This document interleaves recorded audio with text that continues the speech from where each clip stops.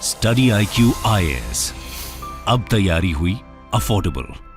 नमस्कार दोस्तों केरला के अंदर अडानी के द्वारा एक बहुत बड़ा पोर्ट बनाया जा रहा है, लेकिन ये जो पोर्ट है इसको लेकर लंबे समय से प्रदर्शन चल रहे हैं। यहाँ पर जो फिशरमैन हैं उनका कहना है कि नहीं, ये पोर्ट नहीं होना चाहिए, अदरवाइज उनका जो लाइवलीहुड है वो काफ़ी बड़ी मात्रा में इम्पैक्ट हो सकता है। तो एक्चुअली हुआ क्या कि पिछले 3 महीने से जो कंस्ट्रक्शन का पूरा वर्क है पोर्ट का वो रुका हुआ था, लेकिन अभी केरला के हाई कोर्ट ने इसकी अनुमति दी थी और इसी को देखते हुए जैसे ही वापस ये इसका कंस्ट्रक्शन स्टार्ट हुआ वहां पर आपको काफी ज्यादा हिंसा देखने को मिलेगी। और इसीलिए आप देखोगे तो ग्लोबल मीडिया में हर जगह ये जो पूरा प्रोटेस्ट है वो बहुत ज्यादा दिखाया जा रहा है। इनफैक्ट खबर यह आ गई कि वहां पर जो एक पुलिस स्टेशन है उसके ऊपर हमला कर दिया गया। बहुत सारे लोग इंजर्ड हुए हैं, पुलिस भी और सामने जो प्रोटेस्टर्स हैं वो भी। तो इसको डिटेल से समझेंगे कि एग्जैक्टली है क्या, किस तरह से ये भारत को मदद करेगा, श्रीलंका को, सिंगापुर को यहां पर चैलेंज किया जाएगा इस पोर्ट के माध्यम से। वो सारी चीजों के बारे में मैं आपको बताऊंगा। चलिए आगे बढ़ते हैं, लेकिन उसके पहले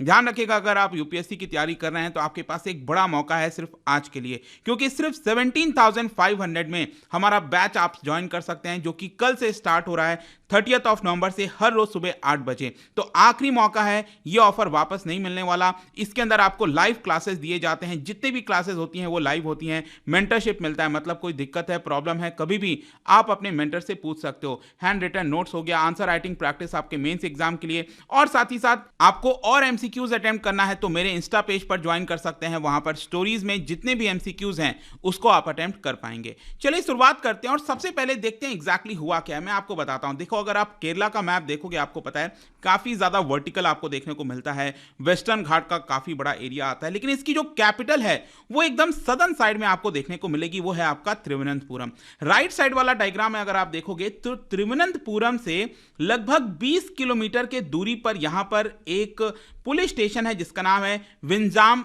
पुलिस स्टेशन। ठीक है, ये जो पोर्ट है दोस्तों वो विंजाम पर ही बनाया जा रहा है। मैं भी आपको लोकेशन वगैरह भी दिखाऊंगा, लेकिन यहां पर आप देख सकते हो कि तिरुवनंतपुरम से लगभग 20 किलोमीटर ही दूरी यहां पर एक पुलिस स्टेशन है, विंजाम पुलिस स्टेशन, और वहीं पर जो वायलेंट मॉब है उन्होंने अटैक कर दिया। और इसकी वजह से बेसिकली यहां पर बताया जा रहा है कि लगभग 36 पुलिसमैन, 20 एजिटेटर्स, काफी सारे लोग इंजर्ड हुए हैं। और यहां पर एक FIR भी दर्ज कराया गया लगभग 3000 लोगों के ऊपर। और बताया जा रहा है कि इसकी वजह से जो पुलिस डिपार्टमेंट है उनको 85 लाख रुपए का नुकसान हुआ है। एक्चुअली हो क्या रहा था कि यहां पर काफी बड़ी मात्रा में प्रोटेस्ट हो रहा था कि ये यहां पर जो पोर्ट बन रहा है, जिसके बारे में मैं आपको आगे बताऊंगा, तो पोर्ट का कंस्ट्रक्शन हम नहीं होने देंगे। कई सारा जो मटेरियल्स है, ऑब्वियस सी बात है, अगर इतना बड़ा पोर्ट बनाना है तो बहुत सारे सीमेंट हो गए, कंस्ट्रक्शन मटेरियल हो गया, वो जाना पड़ेगा, रोड के माध्यम से ट्रांसफर किया जाएगा ताकि पोर्ट बन सके। लेकिन बहुत सारे प्रोटेस्टर्स ने उसको जैम कर दिया था, ट्रक्स को जाने नहीं दे रहे थे, और इसी को देखते हुए पुलिस ने यहां पर कुछ लोगों को अरेस्ट किया था। और उसी अरेस्ट के खिलाफ यहां पर जो प्रदर्शनकारी हैं उन्होंने पुलिस स्टेशन के ऊपर अटैक कर दिया, और इसीलिए जो पूरा मामला है वो बहुत ज्यादा भड़क गया है। तो वो तो हम आगे देखेंगे एग्जैक्टली वो होता क्या है क्या नहीं होगा, लेकिन क्वेश्चन ये है कि ये पोर्ट है क्या। देखो, यहां पर मैंने आपको बताया विजिंजाम पोर्ट इसको बोला जाता है, इसका प्रोनाउंसिएशन होता है विजिंजाम। ठीक है, वहां पर ये पूरा पोर्ट बना है। देखिए, फाउंडेशन स्टोन ले किया गया था, 7,525 करोड़ का ये पूरा प्रोजेक्ट था। ये PPP मॉडल से बनाया जा रहा था, पब्लिक प्राइवेट पार्टनरशिप, जिसका ठेका अडानी पोर्ट प्राइवेट लिमिटेड को दिया गया था विंजीजाम में। मैंने आपको जैसा बताया, ये आप देखोगे ना तो ये पूरा आपको देखने को मिलेगा, ये जो पूरा एरिया है। और ये जो सी पोर्ट है बेसिकली, यहां पर आप देख सकते हो, ये जो व्हाइट कलर में यहां पर कई सारे बर्ड्स वगैरह लगाए जाएंगे, जो शिप्स वगैरह हैं वो इधर से ऐसे एंटर करेंगी। ठीक है, तो ये पूरा कंस्ट्रक्शन यहां पर चल रहा था विजिंजाम सी पोर्ट का।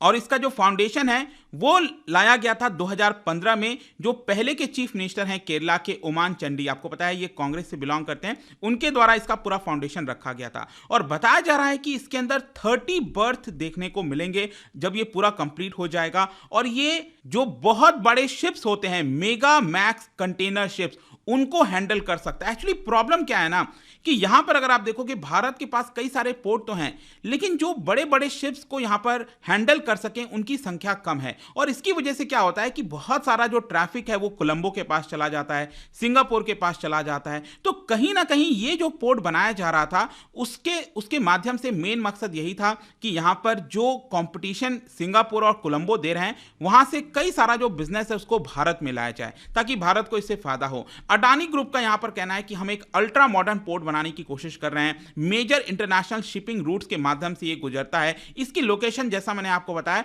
वो बहुत ही ज्यादा स्ट्रैटेजिक है और क्योंकि यहां पर आपको पता है कि चाइना भी कई सारे कोशिश कर रहा है अलग अलग प्रकार की चीजों करने की, तो कहीं ना कहीं उसके माध्यम से भी हम टैकल कर सकते थे चीजों को। लेकिन क्वेश्चन यह है कि वहां पर जो लोकल पीपल हैं, जो फिशरमैन हैं, वो आखिरकार क्यों प्रोटेस्ट कर रहे हैं? उनकी भी कुछ मांगे होंगी। तो देखो यहां पर जो फिशर फॉक हैं वो प्रोटेस्ट इसलिए कर रहे हैं पिछले 4 महीने से। उनका आरोप यह है कि जो इतना बड़ा कंस्ट्रक्शन किया जा रहा है वहां पर उस पूरे एरिया में सी पोर्ट बनाने के लिए, उसकी वजह से बहुत बड़ी मात्रा में इरोजन हुआ है। अब इरोजन से क्या होता है कि यहां पर इरोजन बहुत ज्यादा होगा तो जो लोगों के घर हैं, जो उनके लैंड हैं, वो क्या है, वो पानी में समा जाएंगे। इरोजन का मतलब यही हुआ ना कि जो मिट्टी वगैरह थी वो पानी के बहाव से वहां से वो चला गया। तो बहुत सारा जो लैंड एरियाज हैं, लोगों ने जो अपना घर है, लाइवलीहुड है, वो यहां पर खो दिया है। तो ये फिशरमैन उसी के खिलाफ यहां पर प्रदर्शन कर रहे हैं। तो बेसिकली उनका ये कहना है कि हम सबसे पहले चाहते हैं इसको लेकर एक इंपैक्ट स्टडी हो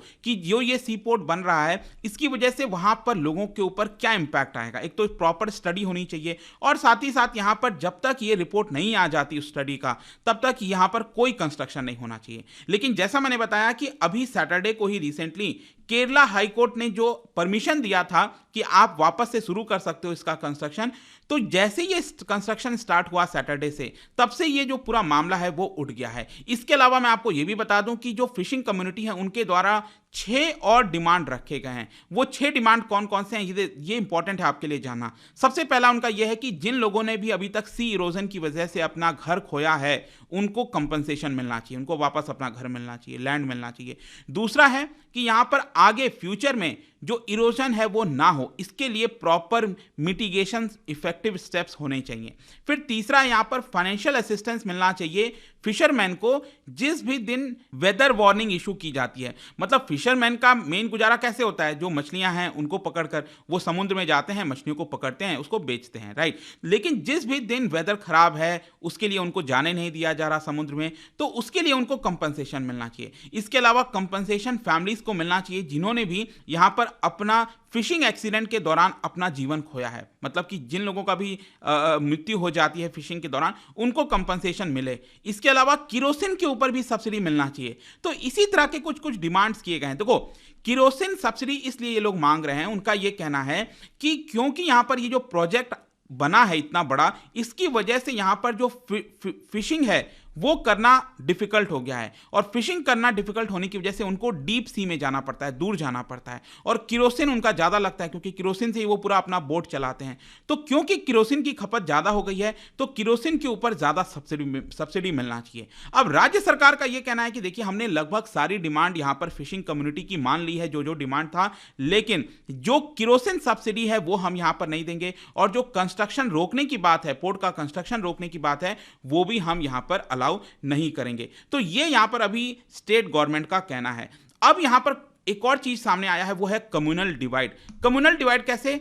एक तरफ हिंदू कह लो या फिर जो राइट विंग पॉपुलेशन है वो है, दूसरी तरफ यहां पर क्या है कि जो क्रिश्चियन जो कैथोलिक चर्च है वो आपको दोनों में डिवाइड देखने को मिलेगा। जो फिशरमैन का प्रोटेस्ट है, बेसिकली बताया जा रहा है कि वहां पर जो लैटिन कैथोलिक चर्च है उनके द्वारा काफी बड़ी मात्रा में सपोर्ट किया गया है, लेकिन दूसरी तरफ वहां पर कुछ लोकल पीपल हैं जिनको सपोर्ट किया जा रहा है हिंदू कम्युनिटी आउटफिट्स के द्वारा। जैसे वहां पर upper caste Nair service society है, वो लोग सपोर्ट कर रहे हैं कि हाँ ये पोर्ट बनना चाहिए। इसके अलावा यहां पर वाइकुंठ स्वामी धर्म प्रचारणा है, उनके द्वारा सपोर्ट किया जा रहा है। तो इधर भी आपको देखने को मिलेगा। लेकिन यहां पर मैं एक इंटरेस्टिंग चीज आपको बताता हूं कि पहली बार देखने को मिला है कि जो ऑपोजिशन है बीजेपी और जो सीपीआईएम है, लेफ्ट और राइट दोनों यहां पर एक साथ आ गए और दोनों ने मिलकर यहां पर प्रोजेक्ट के ऊपर जो प्रदर्शन हो रहा है, प्रोटेस्टर्स हैं जो, उनके खिलाफ यहां पर क्रिटिसाइज किया। उनको कहा है कि आपको प्रदर्शन नहीं करना चाहिए। जो सीनियर सीपीआई के लीडर हैं उन्होंने डायरेक्टली आरोप लगाया है चर्च के ऊपर कि चर्च की वजह से यहाँ पर जो लोग हैं उनको भड़काया जा रहा है। इनफैक्ट मीडिया के अंदर कई खबर ये भी चल रही थी कि यहाँ पर फॉरेन फंडिंग है इस सब के पीछे, कि फॉरेन फंडिंग के माध्यम से प्रोटेस्ट किया जा रहा है ताकि ये जो पूरा सी पोर्ट है उसको कैसे भी रोका जाए।